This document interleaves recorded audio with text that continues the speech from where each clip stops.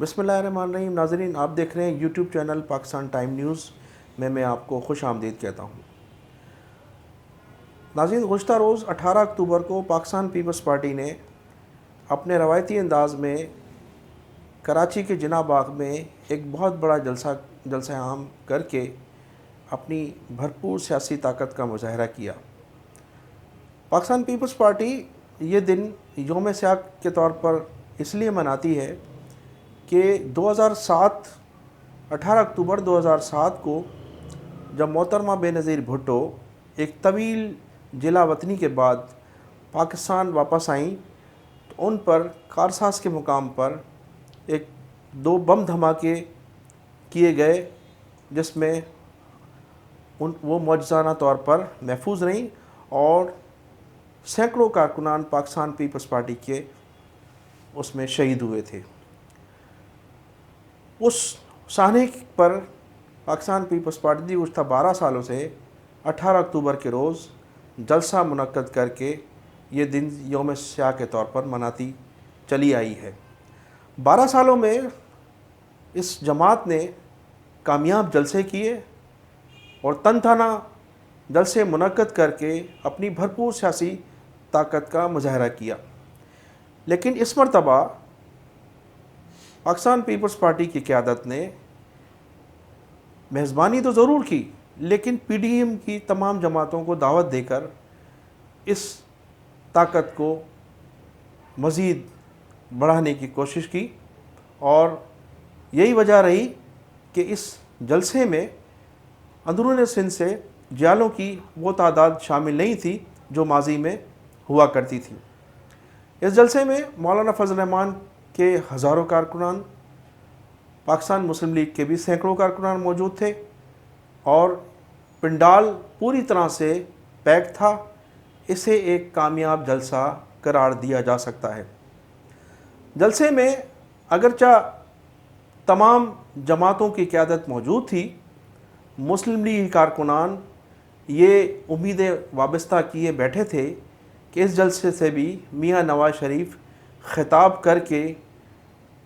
کارکنوں کو کوئی نیا پیغام دینا چاہیں گے. لیکن ان کی تقریر نہیں کرائی گئی. شاید انہیں کوئی میسج دیا جا چکا ہوگا. لیکن اس حقائق کے پس پردہ تجزیہ نگاروں کا خیال ہے کہ چند روز قبل 18 اکتوبر کے جلسے کے متعلق پیپلز پارٹی کی اعلیٰ قیادت اور عہدیداروں کے درمیان ایک اجلاس منعقد ہوا تھا، جس میں یہ فیصلہ کیا گیا تھا کہ 18 اکتوبر کو پیپلز پارٹی کے زیر اہتمام ہونے والے جلسے میں نواز شریف کو تقریر نہیں کرنے دی جائے گی، چونکہ وہ اپنی تقاریر میں اداروں کو تنقید ہدف بنائے ہوئے ہیں. خاص طور پر افواج پاکستان کے خلاف ان کا لب و لہجہ زہر آلود ہے. اگر انہوں نے اس جلسے میں بھی یہ اس قسم کی الفاظ استعمال کیے اور تقریر کی تو اس سے اسٹیبلشمنٹ کو کوئی اچھے میسیجز نہیں جائیں گے. تو یہ فیصلہ تھا اور پیپلز پارٹی کی قیادت کا، اور اس فیصلے کے تحت نواز شریف کو 18 اکتوبر کے جلسے میں تقریر کرنے سے روک دیا گیا. دوسری جانب اس جلسے میں مریم نواز، بلاول بھٹو زرداری یا مولانا فضل الرحمان، تمام لوگوں کا لب و لہجہ ماضی کے مقابلے میں خاصا نرم تھا. 2 روز قبل گجرانوالہ کے جلسے میں جس قسم کے لفظ استعمال کیے گئے اسٹیبلشمنٹ کے خلاف، جس قسم کے فوج کے خلاف ان کا لب و لہجہ تھا، لیکن محض 48 گھنٹوں کے بعد اس قدر تبدیل ہوا. اتنی تبدیلی سمجھ سے بالا تر ہے. تجزیہ نگاروں کا خیال ہے کہ اس تبدیلی کے پیچھے پس پردہ ان لوگوں کو وہ پیغامات پہنچا دیے گئے ہیں جس کی وجہ سے ان کا لب و لہجے میں خاصا فرق نظر آ رہا تھا. ایک اطلاعات یہ بھی ہیں کہ پاکستان پیپلز پارٹی کی قیادت کا یہ خیال ہے کہ آصف علی زرداری پر جن مقدمات میں آج تک انہیں گھسیٹا جا رہا ہے وہ تمام مقدمات نواز شریف کے دور کے بنائے گئے ہیں۔ ایک توسہ خانہ کیس کے علاوہ تمام مقدمات اسی دور کے بنائے گئے ہیں اور اسی دور میں انہیں مسلسل گھسیٹا جا رہا ہے۔ توسہ خانہ کیس میں نواز شریف آصف علی زرداری پر فرد جرم عائد ہو چکی ہے۔ 16 اکتوبر کو گوجرانوالہ میں پی ڈی ایم کے زیر اہتمام ہونے والے جلسے میں پی ڈی ایم کی قیادت نے ہمارے اداروں اور خاص طور پر مسلح افواج کے خلاف جس قسم کے لب و لہجہ استعمال کیا گیا، دوسرے روز وزیر اعظم عمران خان نے جس انداز میں اس لب و لہجے کے جوابات دیے اور جس قسم کے عزم کا اظہار کیا، اس سے محسوس یہ ہوتا ہے کہ پاکستان ایک نئے سیاسی تصادم کی طرف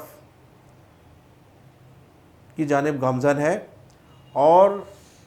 اس سلسلے میں ممکن ہے کہ گرفتاریاں بھی عمل میں لائی جائیں، اور یہ بھی ممکن ہے کہ بلدیاتی انتخابات یا نئے انتخابات کا اعلان کیا جا سکے۔ گزشتہ روز پاکستان پیپلز پارٹی کی بعض قیادت نے اپنی پریس کانفرنسز میں اس بات کا عندیہ دیا تھا کہ عمران خان بہت جلد اسمبلی توڑ کر نئے انتخابات کا اعلان کر سکتے ہیں، لیکن پیپلز پارٹی انہیں ایسا نہیں کرنے دے گی۔ کئی ماہ سے ملک میں صدارتی نظام کی جو باتیں کی جا رہی ہیں اس کے متعلق اخبارات کی خبریں اور تجزیہ نگاروں کا خیال ہے کہ عمران خان اور مقتدر حلقے قومی اسمبلی میں ایک تحریک پیش کر کے جس میں موقع اختیار کیا جائے گا کہ پاکستان کو صدارتی نظام کی طرف لے جایا جائے، اور اس قومی اسمبلی میں پیش کی جانے والی تحریک کو کامیابی سے ہمکنار کرنے کے لیے اراکین اسمبلی سے رابطے بھی کیے جا رہے ہیں اور انہیں اس بات پر آمادہ بھی کیا جا رہا ہے۔